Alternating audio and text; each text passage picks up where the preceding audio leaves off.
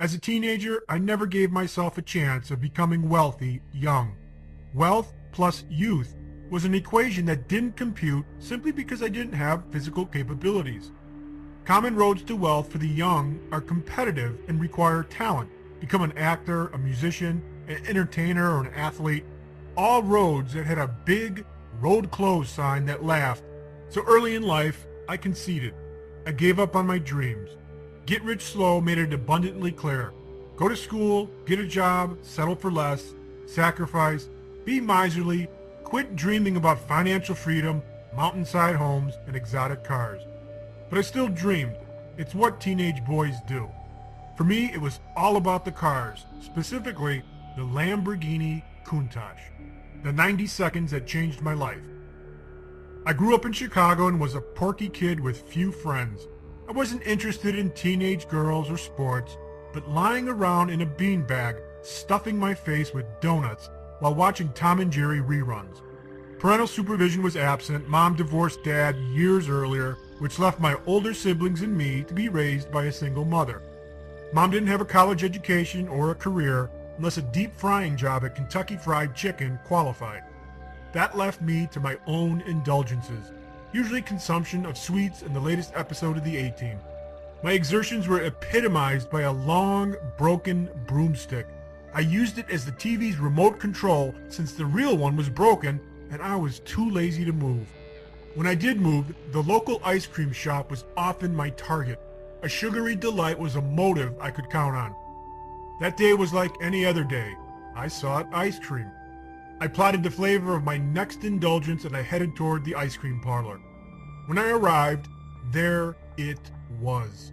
I was face to face with my dream car, a Lamborghini Countach, famous from the 80s hit movie Cannonball Run. Parked stoically like an omnipotent king, I gazed upon it like a worshiper beholden to its god. Awestruck, any thoughts of ice cream were banished from my brain. Posterized on my bedroom walls and drooled upon in my favorite car magazines, I was acutely familiar with the Lamborghini Countach. Cunning, evil, obscenely fast, spaceship doors, and ungodly expensive. Yet here it was, just a few feet away, like Elvis resurrected. Its raw, tangible grandeur was like an artisan coming face to face with an authentic Monet. The lines, the curves, the smell. I gawked for a few minutes until a young man left the ice cream parlor and headed toward the car. Could this be the owner? No way. He couldn't have been more than 25 years old. Dressed in blue jeans and an oversized flannel shirt with what I spied to be an Iron Maiden concert shirt underneath, I reasoned this couldn't be the owner. I expected an old guy, wrinkled, receding gray hairline, and dressed a couple seasons too late. Not so. What the heck, I thought. How could a young guy afford such a kick-ass automobile? For God's sake, that car costs more than the house I live in.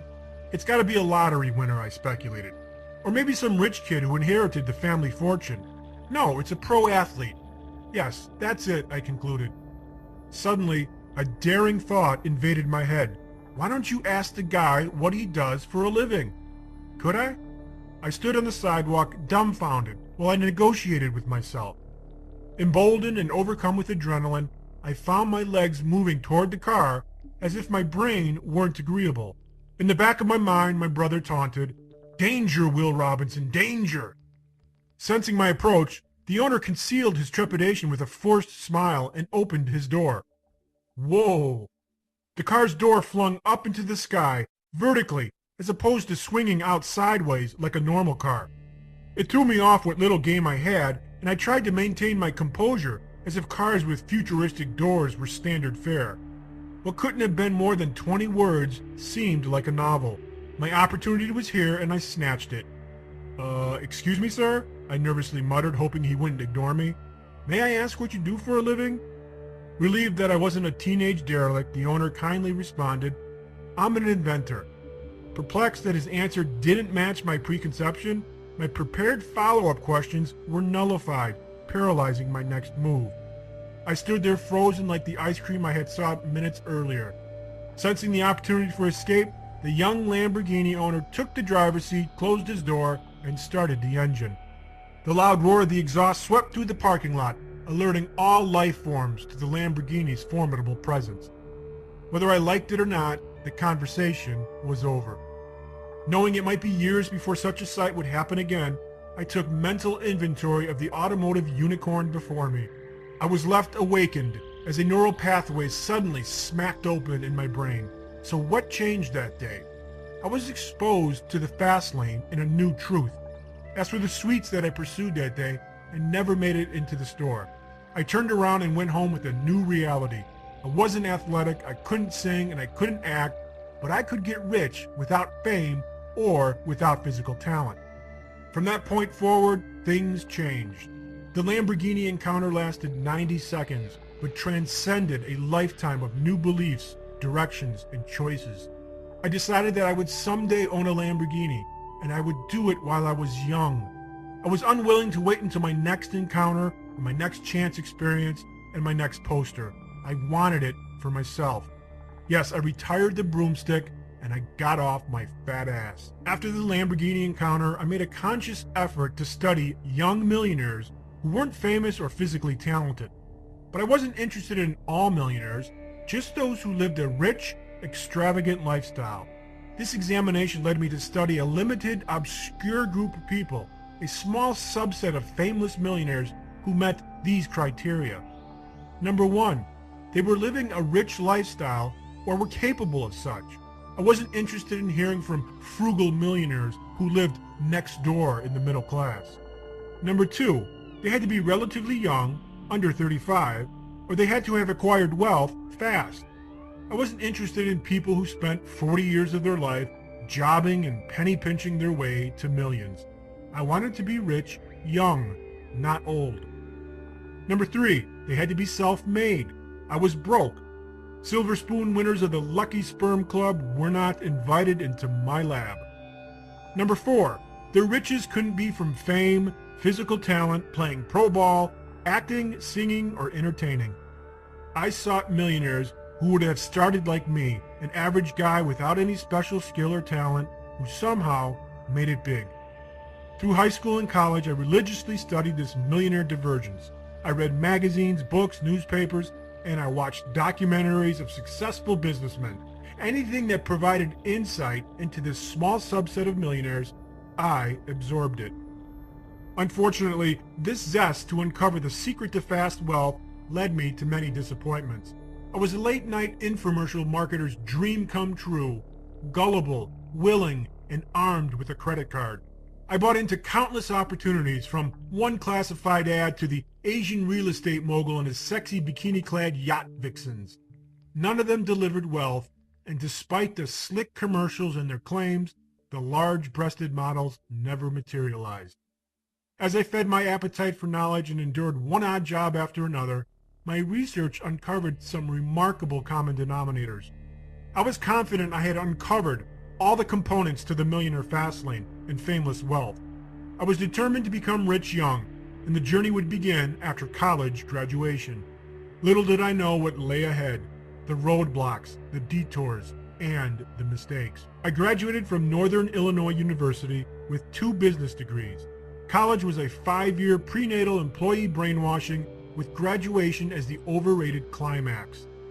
I viewed college as an indoctrination into corporate droneship, an unfulfilled marriage between me and a life of jobs, bosses, and being overworked and underpaid. My friends were hired for great jobs, and they bragged about it. I worked for Motorola. I got a job at Northwestern Insurance. Hertz Rental Cars hired me as a training manager. While I was happy for them, my friends bought into the slow lane line. Me, thanks, but no thanks. I sought to avoid the slow lane like a medieval plague. My idea was to retire rich and retire young. Despite the confidence, the next few years fell horribly short of my expectations. I lived with my mother as it bounced from one business venture to another. Success was absent. Every month was a different business. Vitamins, jewelry, some hot turnkey marketing program purchased from the back of a business magazine, or even some goofy long-distance network marketing gig. Despite the hard work, my record of failures grew, as did my mounting debts. Years passed and folly fermented as I was forced to take a series of Neanderthal jobs that crippled my ego. A busboy at a Chinese restaurant, a day laborer in the slums of Chicago, pizza delivery boy, flower delivery boy, dispatcher, limo driver, early morning newspaper delivery for the Chicago Tribune, Subway sandwich restaurant salesman, Sears stock clerk in the freaking drapery department no less, charity can collector, and house painter. The only thing worse than these shitty jobs and their pay? The hours. Most of them required a pre-dawn start. 3 a.m., 4 a.m. If any ungodly hour was involved, you could bet my job required it. 5 years of college and I graduated to live like a dairy farmer. Hell, money was so tight that I prostituted myself to an older woman to pay for my best friend's wedding gift. Yes, cougars preyed in the 90s too. Meanwhile, my friends progressed in their careers. They got their 4% yearly pay increases, they bought their Mustangs and Acuras and their 1,200 square foot townhouses. They appeared to be content and living the expectant life preordained by society. They were normal, and I wasn't. At 26 years old, I fell into a depression. My businesses were not self-sufficient, and neither was I. Seasonal depression gnawed at my fractured psyche. Chicago's rainy, dark, dreary weather made me crave the comfort of a warm bed and tasty pastries. Accomplishments were preceded by sunshine, so yes, I wasn't accomplishing much. Tired of high school dropout jobs, I struggled to get out of bed, and doubt became the daily affirmation. Physically, emotionally, and financially exhausted from failure, I knew my results weren't indicative of my true self. I knew the wealth, but just could not get it executed. What was I doing wrong? What was holding me back? After all these years of research and education, complete with a closet full of magazines, books, and quick start videos, I was still no closer to wealth. I sat stalled on the sidewalk, nowhere in sight. My depression sunk me into escapes, but instead of drugs, sex, or alcohol, I lost myself in books, and I kept studying the famous millionaires. If I couldn't be successful, I'd escape into the lives of those who were, by absorbing the books of the rich, autobiographies of successful and other rags-to-riches tales. But it got worse. The people in my life gave up on me. My longtime girlfriend proclaimed, "You have no resolve." She had a safe and secure job with a rental car agency, and we'd argue because she worked long hours for chump change, a whopping $28,000 a year. Of course, she rightly retorted with the facts. You don't have a job, you make $27,000 less than me, and none of your businesses work. She was a smart cat. Our relationship ultimately ended as she found courtship with a corporate radio ad executive. And then there was my mother. For the first few years after college, she cut me slack. But then came the failures and the goofy jobs. I begged patience and pleaded that wealth creation for entrepreneurs operate under an exponential scale. Those who hold jobs operate under a linear scale. Unfortunately, it didn't matter how great my charts and diagrams were. Mom lost faith, and I didn't blame her. Landing a man on Mars showed more promise. Her directives would dull my drive. She'd shout, "Get a job, baby!" at least 20 times a week. Even today, I shudder. That phrase, shouted in that voice, could exterminate cockroaches in a post-apocalyptic world. There were days I wanted to pound my head into a vice and crush my ears into deafness. "Get a job, baby!" bore into my soul. It was a motherly decree that put the trial to an end with the jury's unanimous verdict. Failure with a vote of no confidence. Mom suggested, "The grocery store is hiring a deli manager. Why don't you go down there and check it out?" As if my college education and struggles for the last 5 years were to eclipse at the deli counter, cutting blocks of bologna and ladling potato salad to the neighborhood soccer moms. Thanks for the job tip, but I'm gonna pass. It took the pain of a cold Chicago blizzard to throw me into the crossroads of life. It was a dark, frigid night, and I was dead tired working as a limo driver. My shoes were drenched from the wet snow while I fought a migraine headache. The 4 aspirins I chased 2 hours earlier had no effect. I wanted to get home, but I couldn't. I was stuck in a blizzard, and my usual routes were snowed in. I pulled to the shoulder of a faintly lit road and felt the cold chill of melted snow crawl up my legs from my toes. I put the limo in park and faced myself in dead silence, with nothing but the fall of snowflakes to remind me how much I hated the winter. I gazed at the cigarette-burned ceiling of the limousine and thought, what the hell am I doing? Is this what my life has become? Sitting on an empty road in a blizzard in the dark of the night, out in the middle of nowhere, I had it. Sometimes clarity washes over you like a peaceful breeze, and other times it hits you over the head like a falling Steinway piano. For me, it was the latter. A sharp declaration overpowered my brain. You cannot live another day like this. If I was going to survive, I needed to change. The harsh winter shot me into swift action. I decided to change. I decided to take control over something I thought was uncontrollable, my environment. I decided to relocate. To where? I didn't know, and at that moment, I didn't care. In an instant, I felt powerful. The velocity of that choice infused my miserable existence with a hope and a small drip of happiness. My failures evaporated, and I felt reborn. Suddenly, a dead-end road converged with the dream. It just wasn't about the decision to move. It was about taking control and knowing that I had a choice. With this new power, I considered options that never dawned on me. I asked a simple question. If I could live anywhere in the country without restraint, where would I live? I thought about the things important to me, and I circled 5 cities on a map. The next month I moved, or I should say, escaped. I arrived in Phoenix with $900. No job, no friends, and no family. Just 330 days of sun and a burning desire. My possessions included an old mattress, a 10-year-old rusty Buick Skylark with no third gear, a few side businesses that made little cash, and several hundred books. Ground zero for my new life was a small studio apartment in central Phoenix that rented for $475 a month. I transformed my studio apartment into an office. No bedroom set, no furniture, just a mattress that invaded the kitchen. I slept with Pop-Tart crumbs, a side effect of laying a mattress next to the kitchen counter.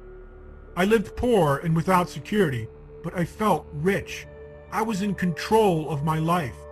One of the many businesses I created was a website. While driving that limo in Chicago, sometimes I'd sit idle for hours and had plenty of downtime to read books. I didn't waste that time. While I waited for clients at the airport, or while they got obliterated at the local watering hole, I sat in the limo and read. And I read. And I studied everything from finance to internet programming to more autobiographies of the rich. That limo job did something special. It put me at the forefront of an unsolved need that needed a solution. One of my limo clients asked if I knew of any good limo companies in New York. I dropped the passenger off at the airport, but he left me with a seed of invention.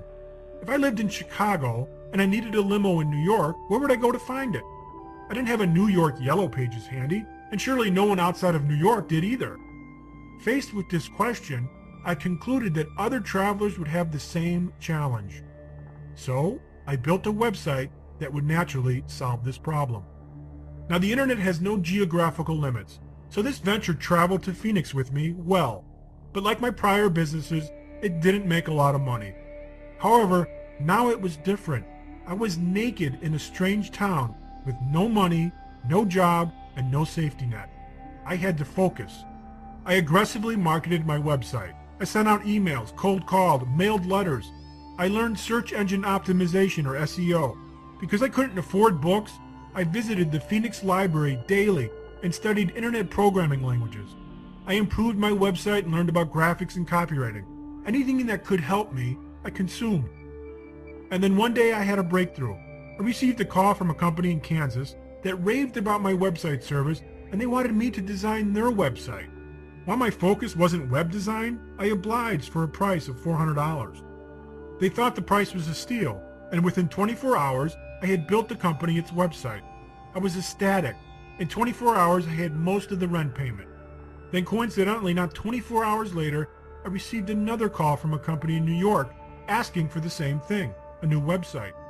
I designed it for $600, and it took me just 2 days to complete. I had another rent payment. Now, I know this isn't a lot of money, but from poverty to $1,000 in 3 days felt like winning the $90 million Powerball. My first few months in Phoenix I gained traction and survived on my own for the very first time in my life. No flower boy, no bus boy, no pizza delivery, no sponging off mom.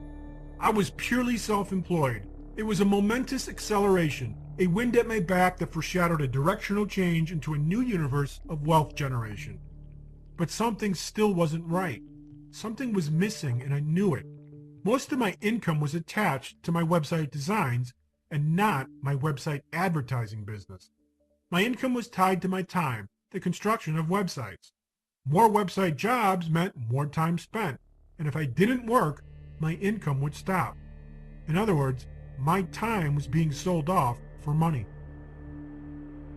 A new wealth equation yields wealth acceleration. In the winter, a friend visited from Chicago. I showed him my web directory and he was amazed at all the traffic my service received. I'd get limo price inquiries from around the world, every minute of the day.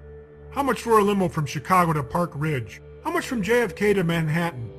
We'd scan my email inbox and it would have 450 emails. 10 minutes would pass, I'd click refresh, and there would be another 30 emails. Emails were pouring in, several per minute. He suggested, "Dude, turn those emails somehow into money." He was right, but how? And how could it solve a legitimate need? He left me with this challenge and I was intent to solve it. Days later, I created a risky, unproven solution and I gave it a shot. What did I do? Well, instead of selling ad space, I decided to sell leads. There was a problem though. This revenue model was new and groundbreaking. Additionally, I had to convince my customers that this method of business was beneficial to them, and I had no data to predict whether it could succeed. Remember, this was in the late 90s when lead generation in the web space was unfounded, at least until I went out and did it. Nonetheless, I took the risk and I implemented it. In the short term, I expected the change would kill my income, and it did. I predicted its success would take months, if it worked at all. My first month, the new system generated $473. Yikes. I built more websites to fill my income gap. The second month's revenues were $694. Third month, $970. Then $1,800. Then $2,300. Then $3,700. And it continued and continued. Basically, it worked. My revenue, my income, and my assets grew exponentially, but not without issue. As traffic grew, so did the complaints, the feedback, and the challenges. Improvements came directly from customer suggestions. Within days, sometimes hours, I'd implement customer ideas. I was known to answer my clients' emails within minutes, if not an hour. I learned to be receptive to the customer, and business exploded. The workdays became long and challenging. 40 hours was a vacation. Typical work weeks were 60 hours long. Days and weekends blurred together. While my new friends were out drinking and partying, I was hunkered down in my tiny apartment regurgitating code. I didn't know if it was Thursday or Saturday, and it didn't matter. The glory of the hard work was this: it didn't feel like work. In fact, I enjoyed it. I didn't have a job, I had a passion to make a difference. Thousands of people benefited from something I created, which addicted me to the process. In other words, I made a difference. I started to compile testimonials from clients. Because of you, my website grew tenfold. Your website led me to my biggest corporate client. Your company has been instrumental in growing my business. This feedback was wealth currency. I wasn't awash in riches quite yet, but I felt rich, and I was happy. My faked shortcut to wealth. In 2000, my telephone rang with a different type of inquiry. Technology startups called. They wanted to know if I would sell my business. In that year, the dot-com frenzy was in full force. Not a day went by without a tall tale about some dot-com millionaire who struck it rich by selling a tech company. Remember the fameless millionaires? This subset of the rich was growing at a staggering rate, and the wave was swelling my way. So, did I want to sell my company? Hell yes. I had 3 offers to sell. Offer 1, $250,000. Offer 2, $550,000. Offer 3, $1.2 million. I accepted offer 3 and became a millionaire instantly. Well, almost. It didn't last. At the time, I thought 1.2 million was a lot of money. It wasn't. Taxes, worthless stock options. I made mistakes and I invested poorly. I bought a Corvette hoping it would make me look rich. I thought I was rich, but I really wasn't. By the time it was over, I had less than $300,000 left. And then the tech bubble arrived with unforgiving consequences, at least for the buyers of my company. Against my recommendations, they made poor decisions. Decisions that were good for short-term revenue, but horrific for long-term growth. They flushed money down the toilet as if it were an endless supply. Do we really need custom branded water bottles and logo t-shirts? Are these revenue-generating actions?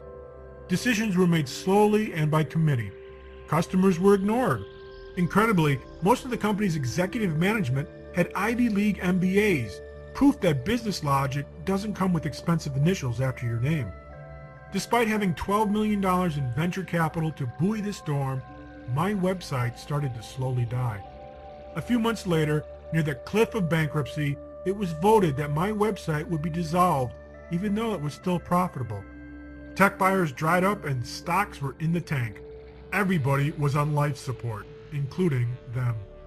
Unwilling to watch my creation fade into oblivion, I offered to repurchase my website back at a fire sale price, a mere $250,000, financed by its own profit. The offer was accepted, and I regained control of the same company I just sold a year earlier. Essentially, I'd operate the business, take the profit, and pay down the carryback loan. What was left over I reinvested into the business. With my company back in my control, a new motivation surfaced, not only to survive the dot-com crash, but to thrive. The birth of the money tree. The next year and a half I was revitalized to take my service to the next level. In hindsight, I wanted to prove to myself that I wasn't just some lucky chap who got caught up in the dot-com boom. I continued to improve my website. I integrated new technologies and continued to listen to customers. My new passion was automation and process.